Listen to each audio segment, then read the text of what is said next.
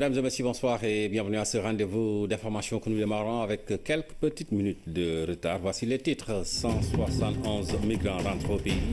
Ils ont été rapatriés de la Libye par le gouvernement et l'Organisation internationale des migrations. Des milliers de migrants ouest-africains tentent de traverser la Méditerranée pour rallier l'Europe courant de grands risques. La découverte du pétrole et du gaz doit enrichir l'offre de formation dans les universités publiques et privées. La réflexion est en cours et les chantiers de l'Institut du pétrole et du gaz sont en bonne voie. Le sujet Ramadan s'intéresse au marché de la date à Kaolack. Beaucoup de revendeurs ont flairé ce filon. Le business marche bien et attire du monde. Nous verrons avec notre équipe sur place. Mais d'abord, sachez que le chef de l'État a reçu cet après-midi l'administrateur de l'Organisation internationale de la francophonie, Adama Wane, est venu transmettre les remerciements de la secrétaire générale au président Macky Sall. Michael Jean magnifie le soutien et l'implication personnelle du président Macky Sall dans la création et le fonctionnement de l'Institut de la francophonie pour l'éducation et la formation, l'IFEF, dont le siège se trouve à Dakar. Adama Wane est au micro de Omar Nying. Je suis venu remercier le chef de l'État pour son investissement personnel pour permettre à l'Institut de la francophonie pour l'éducation et la formation IFEF de commencer ses travaux, son implantation dans des magnifiques locaux ici au Sénégal. Cet institut de l'espace francophone a eu son conseil d'orientation, donc le comité de pilotage qui s'est réuni hier, et je suis venu rendre compte au chef de l'État sur l'avancement des travaux et les orientations de cet institut.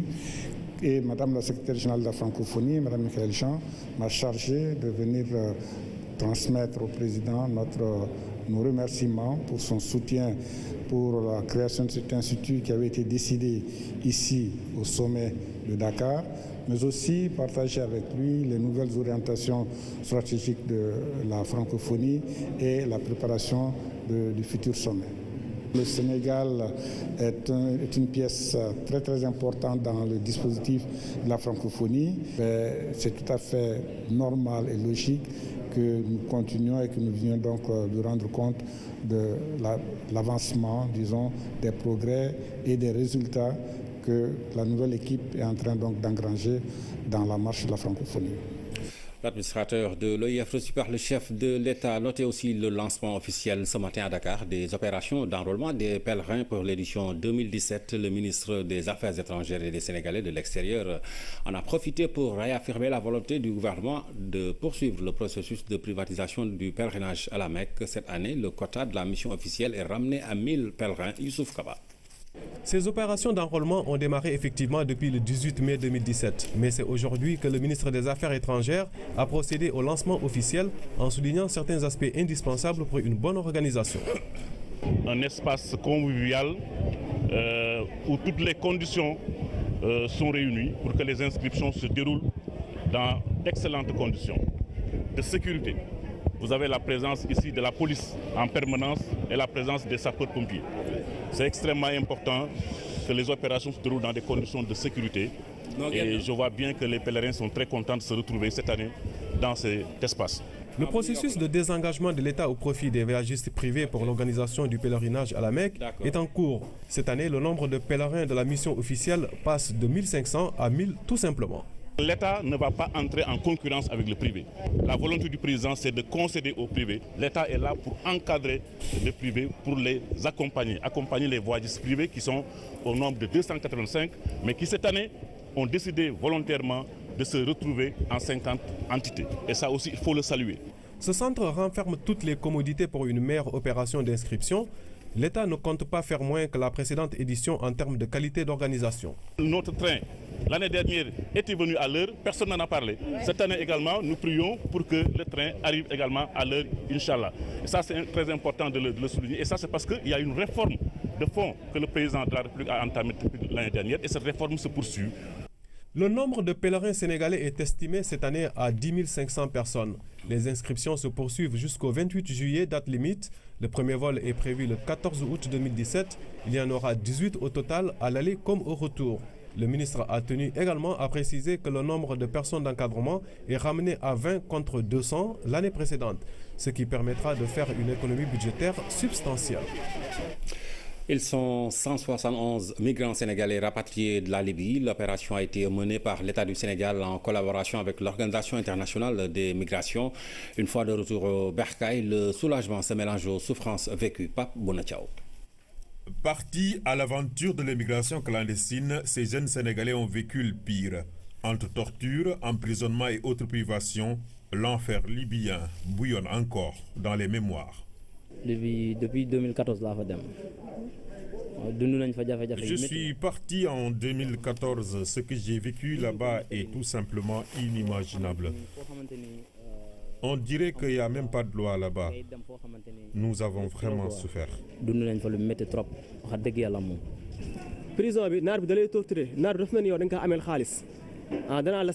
On nous torturait à longueur de journée. Pour 2 jours, par exemple, on nous servait une seule miette de pain. En plus, pour un rien du tout, on te frappe à mourir. Les conditions étaient vraiment pénibles. Pour faire face aux passeurs véreux et avoir la vie sauve, il faut accepter de mettre la main à la poche. Et parfois, les sommes sont astronomiques. Il faut payer entre 400, 500, 600 jusqu'à 700 000 francs CFA pour être libéré de prison. Après des mois, voire des années d'errance pour certains, refouler le sol du pays est un soulagement qui appelle une gratitude sans limite. Vraiment, nous remercions fortement l'État du Sénégal pour ce geste, tout en espérant que ça va continuer parce qu'il y a encore beaucoup de Sénégalais qui sont restés là-bas. Le ministère de l'Emploi est mis à contribution pour que nous puissions, dans un concours collectif, venir à bout du phénomène de l'immigration irrégulière. Effectivement, des dispositifs de réintégration et d'accompagnement sont mis en place pour que ces jeunes-là ne tentent plus l'immigration irrégulière. Depuis le début de l'année, pas moins de 1300 personnes ont trouvé la mort en essayant de traverser la Méditerranée. Ils sont essentiellement d'origine subsaharienne. Pabouna Tchao, ces Sénégalais rapatriés de Libye font partie des milliers de migrants ouest-africains qui tentent quotidiennement de traverser la Méditerranée au risque de leur vie. Nous écoutons à ce propos Sori Kaba, le directeur des Sénégalais de l'extérieur, au micro de Pabouna Tchao. Il y a 171 effectivement qui sont arrivés sur les 180 attendus pour la journée d'aujourd'hui. 180 autres sont attendus le 6 prochain. Ce qui fait que nous sommes dans une liste de plus de 1000 Sénégalais depuis le début de l'année en provenance de la Libye. Et ces opérations sont menées de commun effort avec l'Organisation internationale pour les migrations, qui fait partie des partenaires stratégiques du gouvernement du Sénégal en matière de gestion des questions migratoires. Et leur apport a été extrêmement important parce que nous n'avons plus d'ambassade à Tripoli. Si ce n'était pas le concours de l'OIM, si ce n'était pas le concours de notre ambassade à Tunis, on aurait des difficultés aujourd'hui à pouvoir disposer des sauf-conduites qui devront permettre à ces compatriotes de pouvoir embarquer à bord du vol spécial qui leur a été affrété par l'OIM pour qu'ils soient aujourd'hui arrivés chez eux. Et ce qui est important dans cette affaire, c'est qu'au quotidien, leurs familles, restées au Sénégal, nous envoient des courriers parce qu'ayant été saisis par leurs enfants en prison en Libye, sur la base d'une rançon dont leur auteur réclame pour libérer ce dernier. Donc imaginez combien ces familles seront aujourd'hui soulagées de voir leurs enfants revenus sains et saufs. Vous en avez certainement entendu parler de cette fuite de carburant sur un pipeline de la Société africaine de raffinage à Thiaroye Azur. Des mesures urgentes sont prises pour éviter une quelconque catastrophe. Il s'agit entre autres du déguerpissement d'une famille qui se trouve sur le tracé des tuyaux de la SAR. Le gouverneur s'est rendu sur place et à la fin des travaux, la fin des travaux est prévue au plus tard demain. L'assurance a été donnée par la SAR, la Société africaine de raffinage, Lamine Touré. C'est hier, dans la matinée, que cette fuite de carburant a été signalée aux autorités et à la Société africaine de raffinage. Ce percement a été très tôt pris au sérieux. Quand on a été avisé, nous avons pris les dispositions nécessaires pour prendre des mesures conservatoires. d'abord de baliser, disons, l'espace qui était où il y a eu des déversements de produits. Ensuite, mettre en place des sociétés de gardiennage pour pouvoir éviter, disons, les populations l'accès à cette zone. Le gouverneur de la région de Dakar, en compagnie de plusieurs responsables administratifs déconcentrés, s'est rendu sur place. La mise à l'écart de cette famille et d'autres objets à fort potentiel incendiaire ont été prises en charge en collaboration avec la mairie de Thiaroye Azur. Nous avons trouvé une maison immédiatement avoisinante qui était carrément sur le site de l'emprise et les premières mesures de sauvegarde ont été prises par le préfet.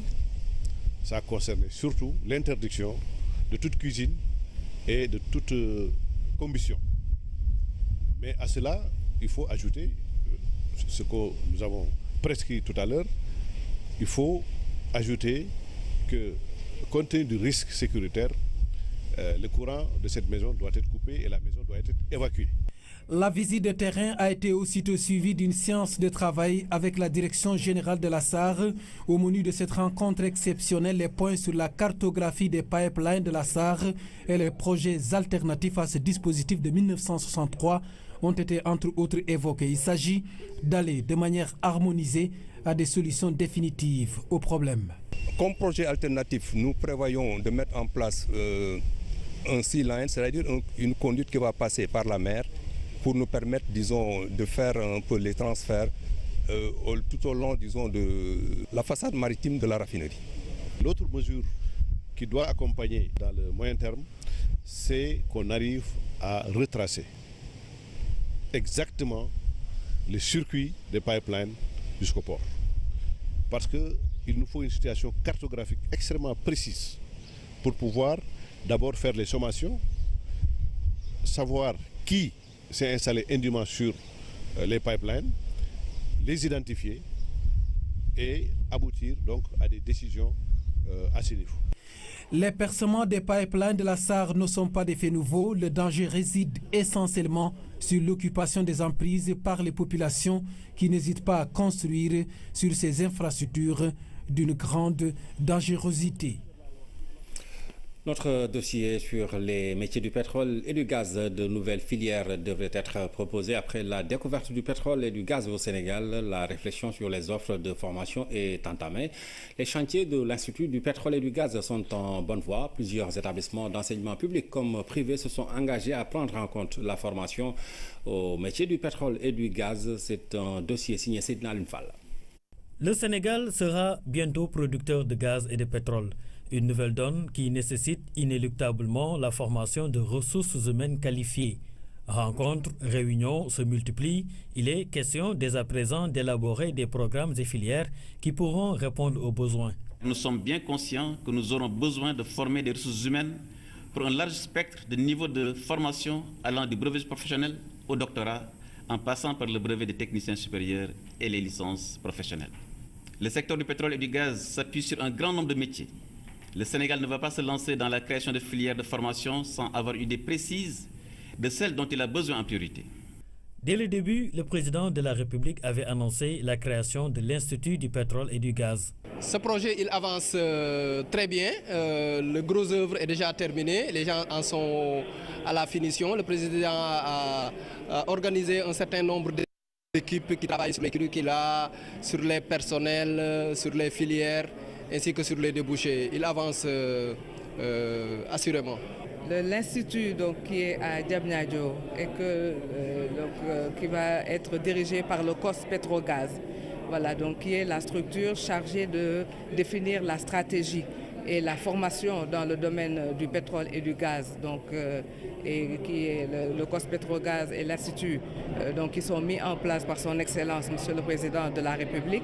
Nous, au niveau de l'enseignement supérieur, c'est pour que s'il y a une commande et si COS-Petrogaz a besoin d'ingénieurs pour les spécialiser, que nous puissions répondre à cette demande-là.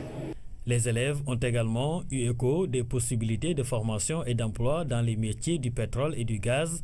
Leur génération devrait, dans quelques années, jouer un rôle important dans l'exploitation et le traitement du gaz et du pétrole au Sénégal. Si on a la chance d'avoir du pétrole chez nous, il serait vraiment raisonnable que les jeunes de nos pays puissent l'exploiter et le traiter. Je pense que les métiers du pétrole,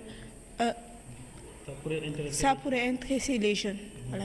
Beaucoup de jeunes maintenant veulent ce genre de métier et ça nous aidera à exploiter notre propre ressource. Les apprenants pourront entre autres s'orienter vers l'UAM. L'université Amadou Mahtar Mbow a aussi prévu la mise en place de filières liées au métier du pétrole et du gaz. L'UAM n'a pas attendu les grandes découvertes du Sénégal, n'a pas attendu la mise en place du COS-Pétrogaz, avait déjà initié dans son offre de formation la mise en place d'un institut du pétrole.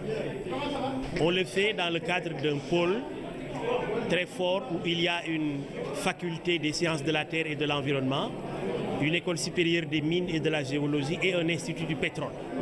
Élèves et étudiants ne seront pas les seuls concernés. Tous les niveaux de qualification seront sollicités, ouvriers, techniciens, jusqu'aux ingénieurs. En ce qui concerne la formation professionnelle, nous sommes dans les niveaux 5 ouvriers, niveau 4 techniciens et niveau 3 techniciens supérieurs. Sur ces 3 niveaux, vous retrouverez aujourd'hui dans l'offre de formation actuelle les métiers qui sont liés à tout ce qui est relatif à la mécanique et à l'électricité qui sont pourvus.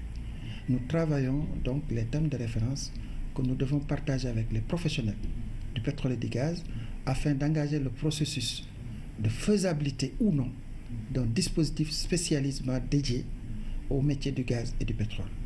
C'est là où en est aujourd'hui le ministère de la formation professionnelle, de l'apprentissage et de l'artisanat. L'exploitation du pétrole et du gaz nécessite la combinaison de plus d'une centaine de métiers. L'Institut du pétrole et du gaz sera en première ligne, mais ne sera pas seul. Plusieurs établissements, publics comme privés, réfléchissent présentement à l'élaboration de curricula destinés aux métiers du pétrole et du gaz. Fin de formation pour la deuxième promotion des ASP à Dakar. Ils sont plus de 500 et seront bientôt déployés dans la capitale du Sénégal. Pour cette deuxième promo, un accent a été mis sur des modules importants comme la formation militaire, le secourisme d'urgence, entre autres, à Amédou Diop. L'absent le plus présent à cette sortie de promotion deuxième du genre est Matar Faye, décédé dans un accident de la circulation. Ses camarades ont chanté pour lui devant ses parents, les autorités de l'agence et du ministère de l'Intérieur. Malgré cette perte énorme, les 536 ASP de Dakar sont au top et seront bientôt déployés dans diverses structures de la capitale. L'innovation de cette année réside cette fois dans l'allongement de la durée de la formation et la rigueur dans la formation militaire. Ils ont été recrutés sur la base de critères qui ne tiennent compte d'aucune discrimination relevant du genre ou de l'aptitude physique ou niveau d'instruction. Certains parmi eux sont titulaires de 3e cycle, de master et autres, à côté d'anciens militaires ou même de jeunes avec une qualification professionnelle ou non. Pour les 3000 engagés civiques, la formation a été particulièrement renforcée, ce qui fait que ces assistants sont polyvalents, à l'aise dans la protection rapprochée, la sécurité de proximité, le secourisme d'urgence et la protection de l'environnement, entre autres compétences. La tutelle apprécie positivement. Et dans les prochains jours, votre institution devra se pencher en collaboration avec les acteurs concernés sur l'élaboration des contrats locaux de sécurité en direction des comités départementaux de prévention et de lutte contre la délinquance, question suivie particulièrement, je puis vous l'assurer, par M. le ministre de l'Intérieur et de la Sécurité publique. Vous avez contribué autant que vous pouviez le faire avec l'engagement civique des jeunes ASP au renforcement des capacités institutionnelles des administrations à la lutte contre la délinquance par le biais de la prévention, de l'assistance et du secours aux populations. Pour l'agence, il s'agit avant tout d'être proche des populations. Avec ces recrues, le concept quartier sûr déjà expérimenté dans certaines collectivités sera élargi dans tout le pays. Aujourd'hui, on a dit qu'il faut aller vers le cœur des métiers de l'ASP, c'est-à-dire la sécurité populaire. la sécurité axée sur la proximité avec les citoyens. C'est dans ce cadre qu'on a expérimenté le quartier sûr sur 7 quartiers qu'on va généraliser à partir de cette promotion sur toute l'étendue du territoire national. Vous allez voir des ASP dans les quartiers sous la coordination du préfet et d'un spécialiste de la sécurité, soit police ou gendarmerie, et le délégué de quartier, afin vraiment d'être des sentinelles auprès des quartiers. Cette sortie de promotion a été aussi riche en distribution de cadeaux. D'abord, les ASP ont remis des récompenses au directeur général et aux instructeurs, et après c'est au tour de l'agence de remettre ces motos aux handicapés. L'importance des motos, c'est l'équation du transport maintenant est déjà résolue. Tu sais que la majeure partie des handicapés qui sont à Dakar rencontrent d'énormes difficultés, notamment les transports publics et les taxis. Man dama yàgg di rêve nekk ASP dama yàgg di rêve dafa nekkoon sama rêve. Les démonstrations n'ont pas aussi manqué. Les ASP ont montré tout leur savoir-faire devant l'assistance et aussi leur engagement à servir leurs concitoyens. De nouveaux ASP sur le terrain après une bonne formation. Nous prenons la direction de Tambacounda où les femmes éleveurs manquent d'unités de transformation et le PDSOC a fait des efforts dans ce sens en installant des laiteries dans les différents départements. Allons à la rencontre d'une éleveur productrice avec Abdoulaye Sinkare. C'est avec passion qu'Aïssata s'adonne à l'élevage. Au quartier Saré-Guilel, sa demeure est devenue incontournable pour qui veut du lait frais. Le courage en bandoulière, les ambitions pleines la tête, Aïssata se voit confrontée à certaines difficultés. Si nous voulons faire du fromage, c'est difficile parce que nous n'avons pas de matériel.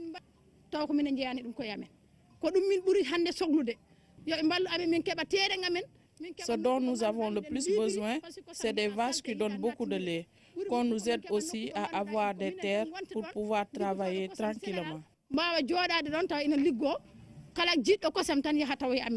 À Tamba, la transformation du lait reste le maillon faible de la chaîne de l'élevage.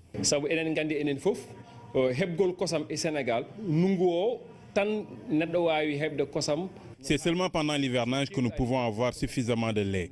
Pendant la saison sèche, c'est difficile parce que les vaches ont faim et elles ne produisent pas beaucoup.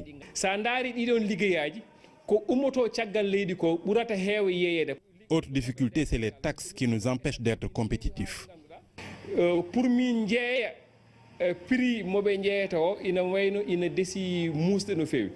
Avec des projets comme le PDSOC, quelques unités de transformation ont vu le jour dans la région. Une bouffée d'oxygène, surtout pour les femmes productrices. Nous parlons en cette période de Ramadan du marché de la date qui marche fort bien. Beaucoup de personnes s'adonnent à la vente de ce fruit très prisé en cette période de Ramadan. Et c'est le cas à Kaolack où le business marche bien. Notre reporter Claire Diop a fait un tour au marché central de Kaolack. Voici son reportage. La date, un fruit juteux et énergique qui s'octroie une place de choix dans le menu du Ndogo en ce mois béni du Ramadan. L'histoire remonte à la nuit des temps quand le prophète Mohammed, paix et salut sur lui, disait « Si vous devez rompre le jeûne, faites-le avec des dattes parce qu'elles sont une bénédiction. » Et depuis, c'est devenu une tradition bien respectée par les musulmans. La date est aussi recommandée par les diététiciens car renferme beaucoup de bienfaits. Les dates, bon, il y a beaucoup de biens sur le côté de la santé. Parce que si tu prends des dates le matin, vers 5h, 6h du matin, avec le kherd, tu auras une bonne énergie. Et puis du côté de la religion, on en a parlé avec beaucoup de bien en quelque sorte. Comme Pape Malik Diouf, la majeure partie des Kaolackois s'approvisionnent au marché central. Ramadan oblige, nombreux sont les commerçants devenus vendeurs occasionnels de dattes. J'achète des dattes pour les vendre qu'en période de Ramadan. C'est la tendance du moment et ça se passe bien. Dieu merci, les clients viennent. Sinon, la cherté est à déplorer. Vraiment, c'est cher. Nous prions pour que Dieu nous aide dans le travail là.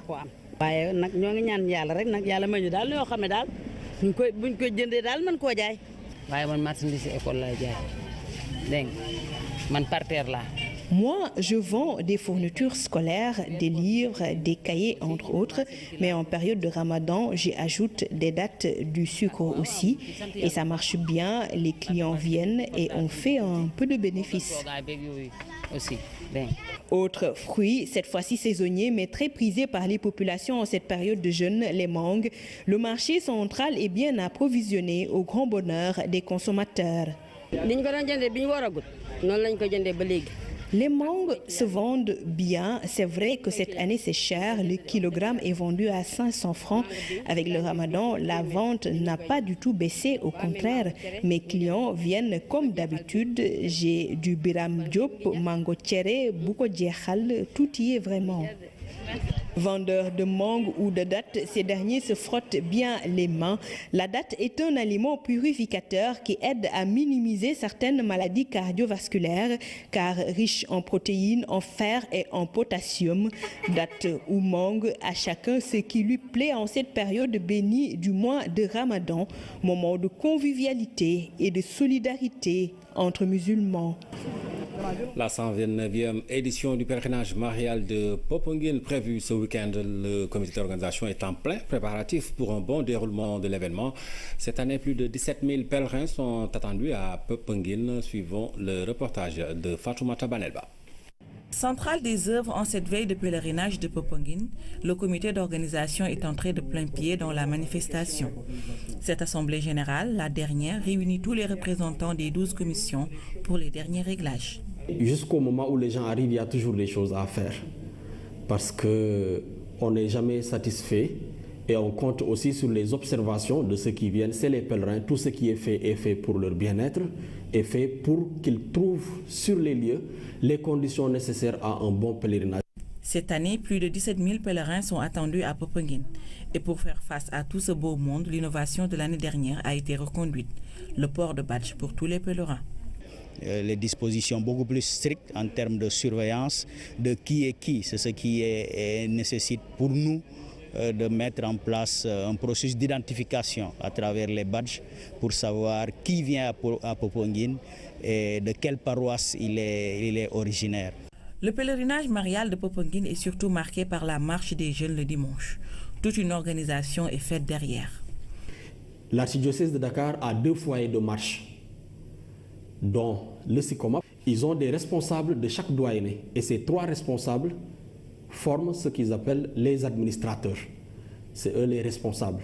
Ceux du doyenné Sine et Petite-Côte d'Ossipec, eux aussi, ils ont la même organisation où ils se retrouvent avec un responsable de chacun de ces 2 doyennés et les prêtres qui les accompagnent.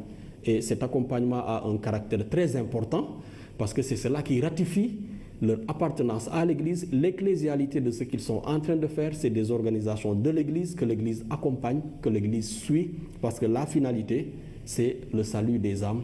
Et pour le cas du pèlerinage, par la prière en passant par Marie. Les organisateurs veulent mettre les pèlerins dans les conditions optimales de prière et de recueillement. Il s'agit d'identifier les conditions idoines, les meilleures pour permettre à la presse de faire son travail correctement. À ce jour, nous sommes à 200 et quelques journalistes qui sont accrédités. Nous attendons de recevoir 300 journalistes. Il y a la commission santé qui a fini aussi de mettre en place son dispositif avec des postes médicaux avancés.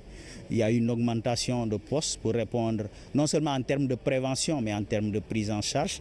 Il y a aussi la commission logistique qui a fini d'identifier le nombre de tentes et tout le matériel logistique nécessaire. Il y a la commission hébergement aussi qui s'affaire autour de l'accueil et de l'hébergement.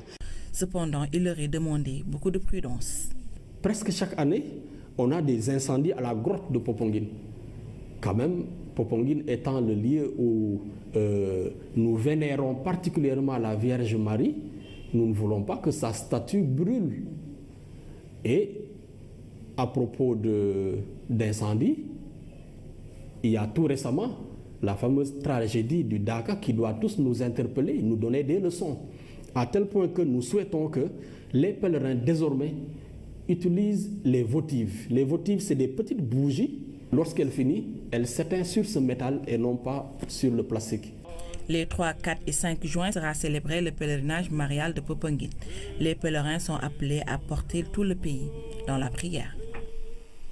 La 129e édition du pèlerinage marial de Popenguine, c'est donc ce week-end et c'est à suivre sur nos antennes. Le ministère de la formation professionnelle, de l'apprentissage et de l'artisanat a remis un important lot de matériel destiné aux couturiers. Il s'agit pour les initiateurs de mettre en œuvre la vision du président de la République pour le développement de l'artisanat et de l'apprentissage. Cette première étape permet de valoriser davantage les apprentis couturiers du Sénégal. Awa Ndiaye.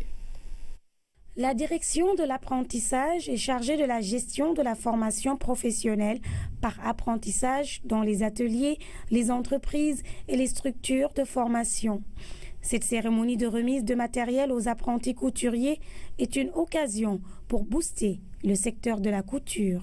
Après un déploiement massif de l'apprentissage qu'on est en train de rénover, passer donc du côté traditionnel et du côté moderne, en termes d'offres de compétences, de qualification, de méthodes, de certification, qui permettraient d'ailleurs de valider les acquis de l'expérience de ces artisans et également certifier beaucoup de jeunes. Pour le mettre en route, nous avons utilisé la direction de l'apprentissage, une unité qui travaille avec nous, qui est au niveau du cabinet. Dire que c'est le début tout simplement d'un équipement où 10 000 jeunes sont en train d'être formés. 2000 ateliers ont été identifiés à travers le Sénégal, des menuisiers, des mécaniciens. Et aujourd'hui, donc, c'est le démarrage d'une remise de matériel à titre symbolique tout simplement, mais qu'en réalité, nous allons toucher pratiquement les coiffeurs, les tailleurs, les menuisiers et les mécaniciens. Et nous l'avons fait devant les institutions. Le ministre de la Formation professionnelle, de l'apprentissage et de l'artisanat a félicité ses collaborateurs dans leur démarche de mise en œuvre de la vision du président de la République. D'autres projets sont en cours dans plusieurs domaines de l'artisanat. Le village artisanal de Soumbédioune sera réhabilité. 200 millions de nos francs seront débloqués pour changer l'image de ce lieu mythique de l'artisanat. L'objectif est de faire de ce secteur le premier employeur du Sénégal. Le mouvement Action Solidaire vient d'organiser un atelier de formation de 2 jours sur la sécurité routière. 200 conducteurs de moto Jakarta de la commune de Sédhiou ont bénéficié de cet accompagnement. Ils ont également reçu un don de casques et de gilets. Ibrahima Diédhiou. L'avènement des motos Jakarta dans la région de Sédhiou, avec son lot d'accidents mortels, ne cesse de hanter le sommeil des populations et des pouvoirs publics. Et pour cause, le nombre de victimes s'agrandit au fil des jours. Les corps sans vie déposés par accident de circulation, le nombre s'élève à 60.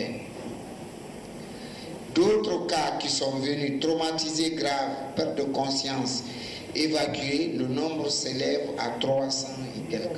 Donc vous voyez combien de fois c'est un grand problème de santé publique. Cette situation est la résultante du non-respect du code de la route ou de son ignorance. Pour arriver à bout de ce fléau, le mouvement Action Solidaire MAS a offert une formation à la matière aux conducteurs de moto Jakarta de la commune de Sédhiou.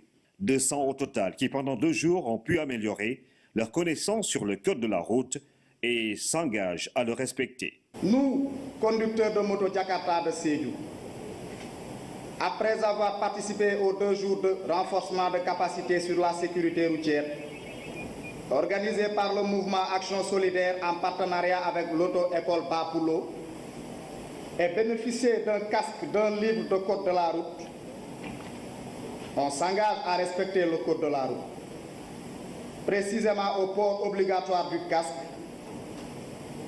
des gilets, et à la limitation de la vitesse à 50 km/h dans la ville de Sédhiou. En tout cas, nous, à notre niveau, on prend l'engagement à faire le suivi. Mais mieux, on prend l'engagement aussi de faire le plan au niveau des services de transport pour que ces gosses-là, à la suite de cette formation, qu'ils aient le permis de conduire et conduire légalement et librement. Afin de mieux les accompagner et de les mettre dans des conditions de conduite optimales, le MAS a offert à ces derniers des gilets et des casques pour leur sécurité. La première phase a porté ses fruits, les attentes sont nombreuses. Une deuxième cohorte de 200 motos jakartamen va bénéficier de la même formation. Notre mouvement a pour ambition, n'est-ce pas, de compléter, accompagner l'action publique par des initiatives locales privées. Conduire une moto Jakarta, c'est bien. C'est un début, mais ça ne doit pas être une fin en soi. Il y a parmi eux des gens qui ont des projets, des gens qui ont des ambitions d'aller au-delà. Mais puisqu'ils commencent par là, parce que parfois c'est un peu plus facile qu'autre chose, le mouvement est là pour accompagner ceux-là qui ont des projets et qui veulent aller de l'avant. Nous pouvons les accompagner, nous pouvons les orienter, les aiguillonner vers des structures qui peuvent, n'est-ce pas, les accompagner dans la mise en œuvre de leurs projets futurs. À travers une charte de citoyenneté, les conducteurs de moto Jakarta de Sédhiou entendent montrer l'exemple. Ils ont fait le tour de la ville pour remercier Jean-Pierre Senghor, ministre conseiller, fondateur du MAS. Les États-Unis quittent les accords de Paris sur le climat. Le président Donald Trump donne ainsi corps à une promesse faite durant la campagne. Mais quelles peuvent être les implications d'une telle décision quand on sait que les États-Unis sont deuxième pollueur mondial et un des plus importants contributeurs au Fonds vert climat? Nous aurons donc l'analyse de Ousmane Ngari Faye dans nos prochaines éditions et les craintes de voir les États-Unis remettre en question cet accord de Paris sur le climat était fondé en retirant son pays de cet accord âprement obtenu en 2015. Donald Trump a créé un tsunami qui a fait le tour du globe et même si la déclaration du président américain n'est pas immédiatement suivie d'effet en raison des procédures de retrait, c'est un coup dur pour le monde en général et les pays pauvres en particulier. C'est une chronique signée Omar Diaw. Ce que le monde du climat, donc la Terre tout entière, puisque rien n'échappe au climat, ce que la planète redoutait en espérant que cela n'arrive jamais, est finalement arrivé. Les États-Unis d'Amérique ont déchiré l'accord de Paris signé en 2015 par 195 nations. Les États-Unis vont se retirer de l'accord de Paris. Le successeur de Barack Obama semble opter pour « Yes, we don't care about climate ». Les arguments des Yankees sont irrecevables pour les défenseurs du climat. Trump a embauché la trompette de la protection de milliers d'emplois, raisonnement spécieux s'il en est. Quand il fait allusion à Pittsburgh, en Pennsylvanie, c'est pour entretenir l'espoir fictif d'un autre âge d'or du charbon sur les bordures des Appalaches. Ce revirement de Trump, qui ne sera pas le dernier, on peut le craindre, en matière d'accords antérieurs, aura une lourde conséquence sur le Fonds vert qui avait été mis en place pour aider les pays pauvres à faire leur transition énergétique, eux d'ailleurs qui n'ont contribué que pour quantité négligeable au réchauffement du globe. En 2015, il avait fallu aller au bout des négociations pour que la COP21 soit sanctionnée par un accord imparfait certes, mais au moins révélateur de la prise de conscience de tous des dangers qui guettent l'humanité. La sacro-sainte alliance autour du climat s'est fissurée, comme ces gros morceaux de glace qui se détachent quotidiennement de la banquise et on continue de croire que le réchauffement est une invention moins qu'une réalité. Voilà, les États-Unis qui se retirent donc, qui quittent les accords de Paris sur le climat, une décision prise par le président Donald Trump. Voilà qui met fin à cette édition. Merci de nous avoir suivis. Passez d'excellents moments en compagnie des programmes de la RTS.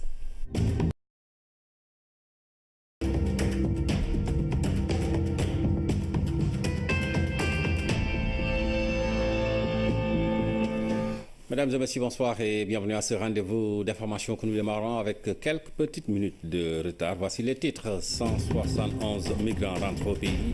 Ils ont été rapatriés de la Libye par le gouvernement et l'Organisation internationale des migrations. Des milliers de migrants ouest-africains tentent de traverser la Méditerranée pour rallier l'Europe courant de grands risques. La découverte du pétrole et du gaz doit enrichir l'offre de formation dans les universités publiques et privées.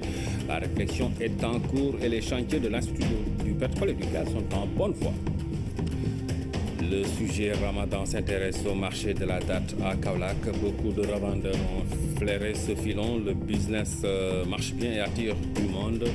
Nous verrons avec notre équipe sur place.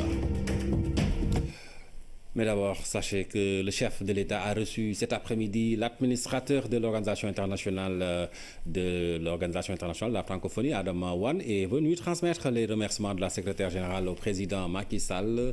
Michael Jean magnifie le soutien et l'implication personnelle du président Macky Sall dans la création et le fonctionnement de l'Institut de la francophonie pour l'éducation et la formation, l'IFEF, dont le siège se trouve à Dakar. Adama Wane est au micro de Omar Nying.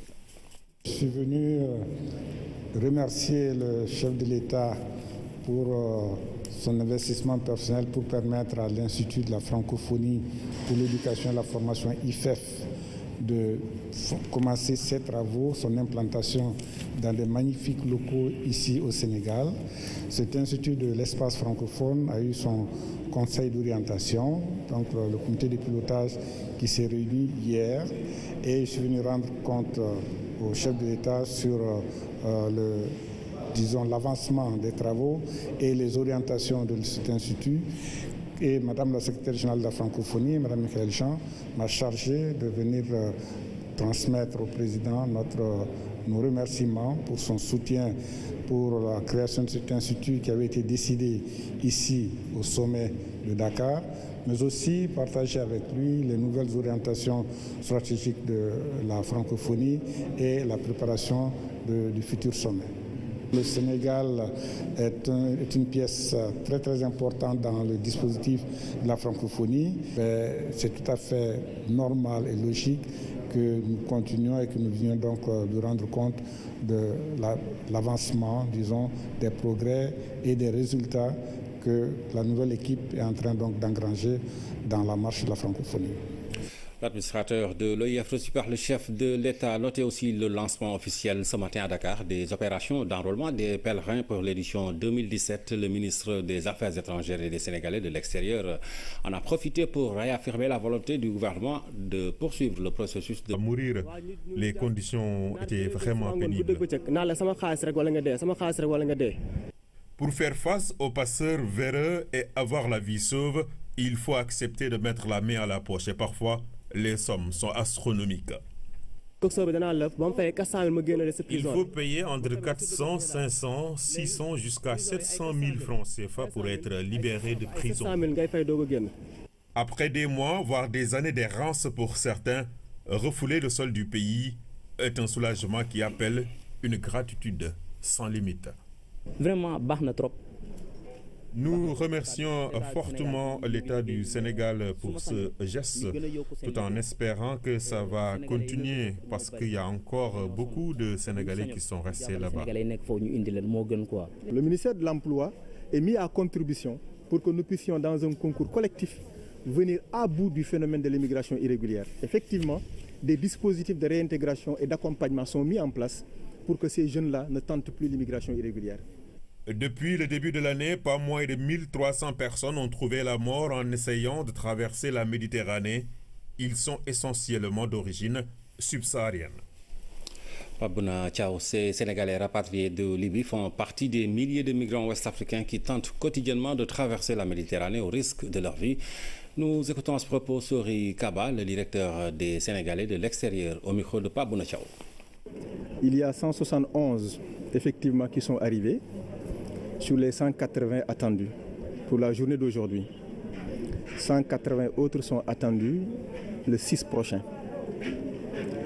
Ce qui fait que nous sommes dans une liste de plus de 1000 Sénégalais depuis le début de l'année en provenance de la Libye. Et ces opérations sont menées de commun effort avec l'Organisation internationale pour les migrations, qui fait partie des partenaires stratégiques du gouvernement du Sénégal en matière de gestion des questions migratoires. Et leur apport a été extrêmement important parce que nous n'avons plus d'ambassade à Tripoli. Si ce n'était pas le concours de l'OIM, si ce n'était pas le concours de notre ambassade à Tunis, on aurait des difficultés aujourd'hui à pouvoir disposer des sauf-conduites qui devront permettre à ces compatriotes de pouvoir embarquer à bord du vol spécial qui leur a été affrété par l'OIM pour qu'ils soient aujourd'hui arrivés chez eux. Et ce qui est important dans cette affaire, c'est qu'au quotidien, leurs familles, restées au Sénégal, nous envoient des courriers parce qu'ayant été saisis par leurs enfants en prison en Libye, sur la base d'une rançon dont leur auteur réclament pour libérer ce dernier. Donc imaginez combien ces familles seront aujourd'hui soulagées de voir leurs enfants revenus sains et saufs. Vous en avez certainement entendu parler de cette fuite de carburant sur un pipeline de la Société africaine de raffinage à Thiaroye Azur. Des mesures urgentes sont prises pour éviter une privatisation du pèlerinage à la Mecque. Cette année, le quota de la mission officielle est ramené à 1000 pèlerins. Youssouf Kaba. Ces opérations d'enrôlement ont démarré effectivement depuis le 18 mai 2017. Mais c'est aujourd'hui que le ministre des Affaires étrangères a procédé au lancement officiel en soulignant certains aspects indispensables pour une bonne organisation. Un espace convivial où toutes les conditions sont réunies pour que les inscriptions se déroulent dans d'excellentes conditions de sécurité. Vous avez la présence ici de la police en permanence et la présence des sapeurs-pompiers. C'est extrêmement important que les opérations se déroulent dans des conditions de sécurité. Et je vois bien que les pèlerins sont très contents de se retrouver cette année dans cet espace. Le processus de désengagement de l'État au profit des voyagistes privés pour l'organisation du pèlerinage à la Mecque est en cours. Cette année, le nombre de pèlerins de la mission officielle passe de 1500 à 1000 tout simplement. L'État ne va pas entrer en concurrence avec le privé. La volonté du président, c'est de concéder au privé. L'État est là pour encadrer le privé, pour les accompagner les voyagistes privés qui sont au nombre de 285, mais qui cette année ont décidé volontairement de se retrouver en 50 entités. Et ça aussi, il faut le saluer. Ce centre renferme toutes les commodités pour une meilleure opération d'inscription. L'État ne compte pas faire moins que la précédente édition en termes de qualité d'organisation. Notre train, l'année dernière, était venu à l'heure, personne n'en a parlé. Cette année également, nous prions pour que le train arrive également à l'heure, Inch'Allah. Et ça, c'est très important de le souligner. Et ça, c'est parce qu'il y a une réforme de fond que le président de la République a entamée l'année dernière. Et cette réforme se poursuit. Le nombre de pèlerins sénégalais est estimé cette année à 10 500 personnes. Les inscriptions se poursuivent jusqu'au 28 juillet, date limite. Le premier vol est prévu le 14 août 2017. Il y en aura 18 au total à l'aller comme au retour. Le ministre a tenu également à préciser que le nombre de personnes d'encadrement est ramené à 20 contre 200 l'année précédente, ce qui permettra de faire une économie budgétaire substantielle. Ils sont 171 migrants sénégalais rapatriés de la Libye. L'opération a été menée par l'État du Sénégal en collaboration avec l'Organisation internationale des migrations. Une fois de retour au Bercail, le soulagement se mélange aux souffrances vécues. Pape Bounatiao. Partis à l'aventure de l'immigration clandestine, ces jeunes Sénégalais ont vécu le pire. Entre torture, emprisonnement et autres privations, l'enfer libyen bouillonne encore dans les mémoires. Depuis 2014, là, je suis parti en 2014. Ce que j'ai vécu là-bas est tout simplement inimaginable. On dirait qu'il n'y a même pas de loi là-bas. Nous avons vraiment souffert.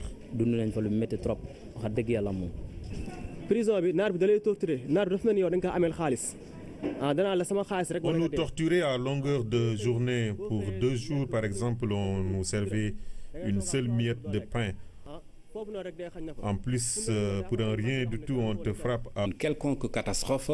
Il s'agit entre autres du déguerpissement d'une famille qui se trouve sur le tracé des tuyaux de la Sarre. Le gouverneur s'est rendu sur place et à la fin des travaux, la fin des travaux est prévue au plus tard demain. L'assurance a été donnée par la Sarre, la Société africaine de raffinage, Lamine Touré. C'est hier, dans la matinée, que cette fuite de carburant a été signalée aux autorités et à la Société africaine de raffinage. Ce percement a été très tôt pris au sérieux. Quand on a été avisé, nous avons pris les dispositions nécessaires pour prendre des mesures conservatoires. D'abord, de baliser, disons, l'espace qui était où il y a eu des déversements de produits. Ensuite, mettre en place des sociétés de gardiennage pour pouvoir... éviter, disons, les populations l'accès à cette zone. Le gouverneur de la région de Dakar, en compagnie de plusieurs responsables administratifs déconcentrés, s'est rendu sur place. La mise à l'écart de cette famille et d'autres objets à fort potentiel incendiaire ont été pris en charge en collaboration avec la mairie de Thiaroye Azur. Nous avons trouvé une maison immédiatement avoisinante qui était carrément sur le site de l'emprise. Et les premières mesures de sauvegarde ont été prises par le préfet. Ça concernait surtout l'interdiction de toute cuisine et de toute combustion. Mais à cela, il faut ajouter ce que nous avons prescrit tout à l'heure. Il faut ajouter que, compte tenu du risque sécuritaire, le courant de cette maison doit être coupé et la maison doit être évacuée. La visite de terrain a été aussitôt suivie d'une séance de travail avec la direction générale de la SAR. Au menu de cette rencontre exceptionnelle, les points sur la cartographie des pipelines de la SAR et les projets alternatifs à ce dispositif de 1963 ont été entre autres évoqués. Il s'agit d'aller de manière harmonisée à des solutions définitives aux problèmes. Comme projet alternatif, nous prévoyons de mettre en place un sea line, c'est-à-dire une conduite qui va passer par la mer pour nous permettre, disons, de faire un peu les transferts tout au long, disons, de la façade maritime de la raffinerie. L'autre mesure qui doit accompagner dans le moyen terme, c'est qu'on arrive à retracer exactement les circuits des pipelines jusqu'au port. Parce qu'il nous faut une situation cartographique extrêmement précise pour pouvoir d'abord faire les sommations, savoir qui s'est installé indûment sur les pipelines, les identifier et aboutir donc à des décisions à ce niveau. Les percements des pipelines de la SAR ne sont pas des faits nouveaux. Le danger réside essentiellement sur l'occupation des emprises par les populations qui n'hésitent pas à construire sur ces infrastructures d'une grande dangerosité. Notre dossier sur les métiers du pétrole et du gaz, de nouvelles filières devraient être proposées après la découverte du pétrole et du gaz au Sénégal. La réflexion sur les offres de formation est entamée. Les chantiers de l'Institut du pétrole et du gaz sont en bonne voie. Plusieurs établissements d'enseignement public comme privé se sont engagés à prendre en compte la formation aux métiers du pétrole et du gaz. C'est un dossier signé Seydina Lunfal. Le Sénégal sera bientôt producteur de gaz et de pétrole. Une nouvelle donne qui nécessite inéluctablement la formation de ressources humaines qualifiées. Rencontres, réunions se multiplient. Il est question dès à présent d'élaborer des programmes et filières qui pourront répondre aux besoins. Nous sommes bien conscients que nous aurons besoin de former des ressources humaines pour un large spectre de niveaux de formation allant du brevet professionnel au doctorat, en passant par le brevet des techniciens supérieurs et les licences professionnelles. Le secteur du pétrole et du gaz s'appuie sur un grand nombre de métiers. Le Sénégal ne va pas se lancer dans la création de filières de formation sans avoir une idée précise de celles dont il a besoin en priorité. Dès le début, le président de la République avait annoncé la création de l'Institut du pétrole et du gaz. Ce projet, il avance très bien. Le gros œuvre est déjà terminé. Les gens en sont à la finition. Le président a organisé un certain nombre d'équipes qui travaillent sur les curricula, sur les personnels, sur les filières, ainsi que sur les débouchés. Il avance assurément. L'Institut qui est à Diamniadio et qui va être dirigé par le COS Petrogaz, voilà, donc, qui est la structure chargée de définir la stratégie et la formation dans le domaine du pétrole et du gaz, donc, et qui est le COS Petrogaz et l'Institut qui sont mis en place par son Excellence, Monsieur le Président de la République. Nous, au niveau de l'enseignement supérieur, c'est pour que s'il y a une commande et si COS Petrogaz a besoin d'ingénieurs pour les spécialiser, que nous puissions répondre à cette demande-là. Les élèves ont également eu écho des possibilités de formation et d'emploi dans les métiers du pétrole et du gaz.